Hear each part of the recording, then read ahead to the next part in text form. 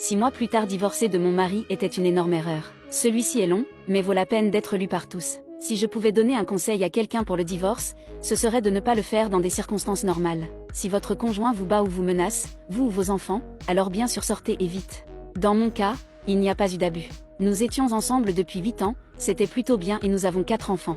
Il y a 5 ans, j'ai obtenu une promotion au travail et je me suis dit que mon mari me tirait vers le bas, ou du moins me retenait de plus de succès et d'une vie meilleure. Nous n'avons jamais eu beaucoup d'argent, mais avec ma promotion, je gagnais maintenant plus que lui. J'ai commencé à travailler de plus longues heures et en même temps ces heures ont été réduites donc il était plus à la maison. J'ai vraiment commencé à lui en vouloir parce qu'il était à la maison et parce qu'il passait du temps avec nos enfants. La plupart des nuits quand je rentrais à la maison, il se préparait déjà à aller au lit s'il ne dormait pas déjà. Après quelques mois de mon nouveau travail, il était clair pour moi que les choses n'allaient pas bien à la maison sans moi. Certains soirs, la vaisselle n'était pas faite quand je rentrais à la maison ou les enfants n'avaient pas mangé ou quoi que ce soit d'autre auquel je pouvais penser pour être en colère contre lui. Cela n'avait pas vraiment d'importance. Il n'arrêtait pas de dire qu'il ferait plus d'efforts mais que c'était difficile d'être à la maison tout le temps. Cela m'a toujours rendue vraiment folle. Au cours des 2 années suivantes, les choses n'ont fait qu'empirer. Mes heures n'étaient pas plus courtes et les siennes étaient intermittentes à plein temps. Il n'y avait pas de moment opportun pour qu'il travaille à temps plein à cause de mes heures, mais nous avions aussi besoin d'argent.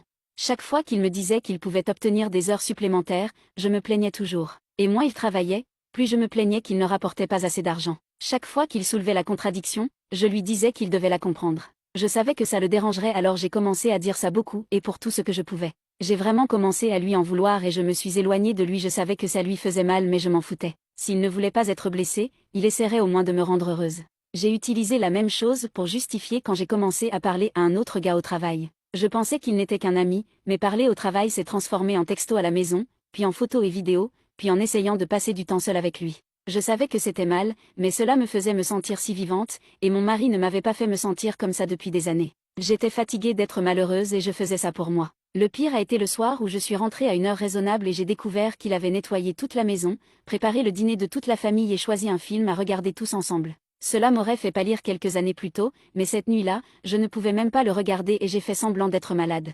J'ai passé le reste de la nuit au lit pendant qu'il m'attendait, me surveillait et me préparait même de la nourriture différente et me l'apportait au lit. Cela m'a fait me sentir très mal, puis cela m'a mis en colère qu'il me fasse ressentir cela et à la fin de la nuit, j'envoyais des SMS à l'autre gars. Au cours du mois suivant à partir de cette nuit-là, peu importait ce qu'il faisait il avait tort juste pour respirer la plupart des jours. Il serait tellement contrarié par la façon dont je le traitais et j'attendrais juste et je l'inciterais à perdre parce que je savais que cela finirait par arriver. Après la plupart des combats que nous avons eus, il s'excusait pour tout ce que je lui disais, pour ce qu'il avait fait de mal et me demandait s'il y avait quelque chose mais je disais non. Je trouverais généralement un moyen de le faire se sentir encore plus mal. Je savais que j'avais raison parce qu'il avait tort et c'était tout ce qui comptait pour moi. J'ai même prétendu que je m'en foutais quand il a découvert ma relation avec le gars du travail. Cela m'a vraiment détruit à l'intérieur de le voir retenir ses larmes, mais je n'allais pas le laisser voir ça. Il était au plus faible et c'est à ce moment-là que j'ai choisi de lui dire que je voulais divorcer. Je pouvais presque entendre son cœur se briser dans sa poitrine. Il a parlé et s'est battu et a dit que nous pourrions surmonter cela ensemble.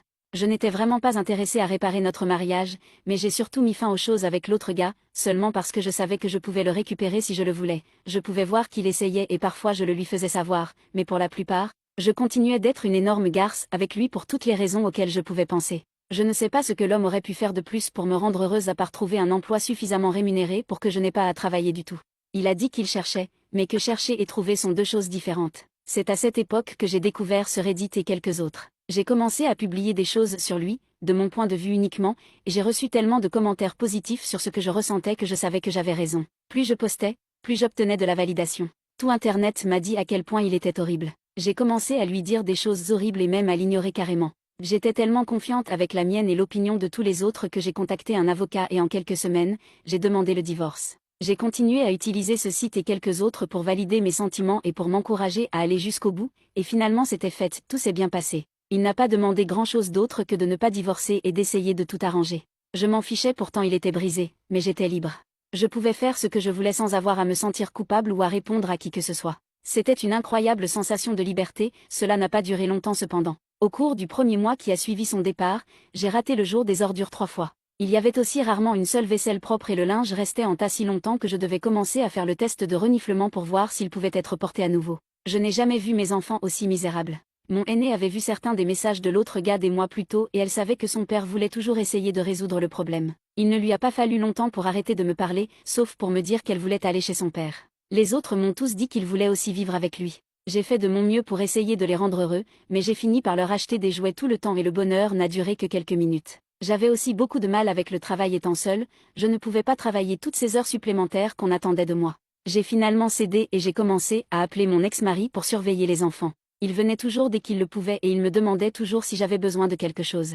Quand je rentrais à la maison, je trouvais la vaisselle propre et du linge propre et parfois même le dîner. Il n'en dirait jamais trop après mon retour à la maison. Il disait juste de l'appeler si j'avais besoin de quelque chose et partait. Un soir, il a sorti les poubelles et les a apportées sur le trottoir parce que c'était la nuit des poubelles et j'ai encore oublié. Il avait toujours l'air si triste quand il était temps de partir. Finalement, après quelques mois, mes amis m'ont convaincu d'aller à un date. C'était pour un dîner et un film et j'étais excitée et pleine d'espoir, mais au dîner, j'ai commencé à ressentir un sentiment de culpabilité accablant. C'est devenu si mauvais que j'ai fini par ne même pas aller au cinéma. Une semaine et environ 1 million de larmes plus tard, j'étais sur le canapé d'une thérapeute. Je lui ai raconté tout ce qui s'était passé depuis la promotion que j'ai eue au travail. Elle n'était pas d'accord avec moi ni avec aucun des encouragements au divorce que j'ai reçus. Je me retrouvais dans son bureau 2 et parfois 3 fois par semaine, et plus je parlais pour prouver que j'avais raison, plus je commençais à voir à quel point j'avais tort. C'était vraiment déchirant. Je ne sais pas si j'ai pleuré autant dans toute ma vie que durant le premier mois dans son bureau.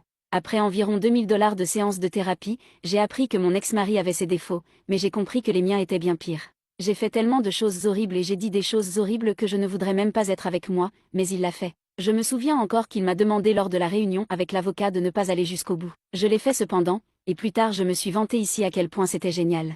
J'avais tellement tort, et maintenant je peux le voir. Il y a quelques semaines, je suis sortie avec lui quand il quittait la maison. Je lui ai demandé de se remettre ensemble.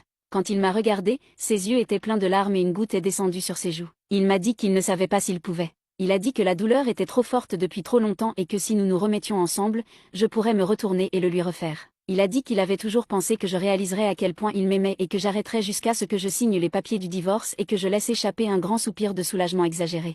Il a dit que cela lui faisait plus de mal qu'autre chose et qu'il ne savait pas s'il pourrait me faire à nouveau confiance. Je ne le blâme pas. J'ai détruit un homme qui, avec le recul, était un mari formidable.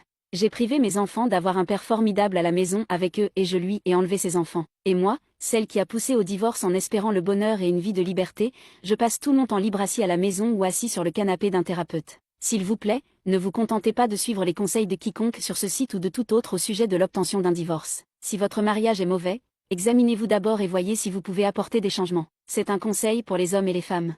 Divorcer n'est pas amusant, être divorcé n'est pas amusant. Et voir votre mari brisé et vos enfants jamais heureux à cause de vos actions est l'expérience la plus douloureuse que je puisse imaginer. Je vous souhaite à tous bonne chance et j'espère que vous donnerez une seconde chance à vos mariages.